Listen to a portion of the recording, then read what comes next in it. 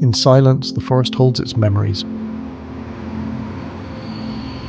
The louder the world gets, the quieter we become. We live in noise, every second, sirens, screens, schedules, but in this endless motion, we've forgotten how to be still, how to listen, not to the city, but to the earth. He doesn't speak, but a question rises inside him. Not just why, but what if? And as the lines form, a drawing appears, not of the world he sees, but the one he feels.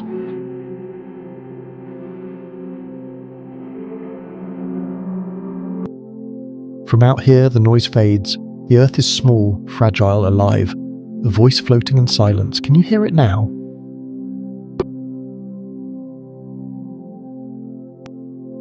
The earth isn't silent. It hums. A constant vibration around 7.23 Hz. Scientists call it the Schumann Resonance. But ancient cultures, they called it the heartbeat of the planet. We once lived in tune with it. Today, surrounded by artificial signals, we've drifted far from this rhythm, and yet it's still there, calling us back. A deep, quiet pulse, reminding us who we are, not separate from Earth, part of its voice.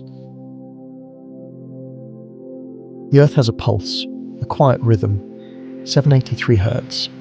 It's her natural frequency, the sound of balance, of life in harmony. Once we listened. We felt it in our bodies, in our souls. But today, surrounded by noise and speed, we've stopped listening.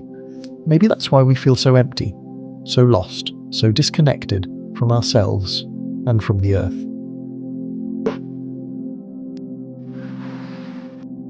She sits in stillness, not to escape the world, but to return to it, surrounded by trees, the silent witnesses of time. Science now tells us what the earth always knew. Trees remember. They share, they warn, they protect. Each root holds a story. Each leaf carries a memory. She doesn't speak, but the forest does. And finally, she listens.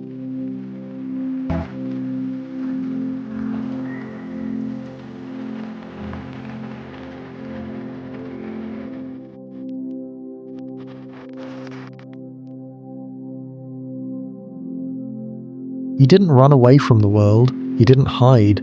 He simply chose to live differently. Not in the noise of the city, but in the stillness of the forest. Instead of clocks and screens, he wakes with the sun and sleeps with the wind.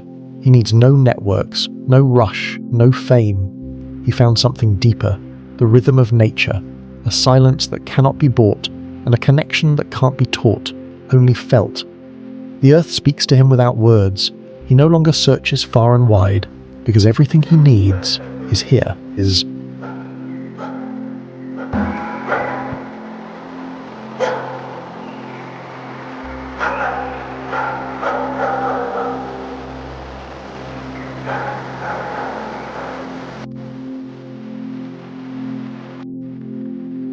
In the end, the earth never stopped speaking. We just stopped listening. But silence is not absence. It's an invitation to return.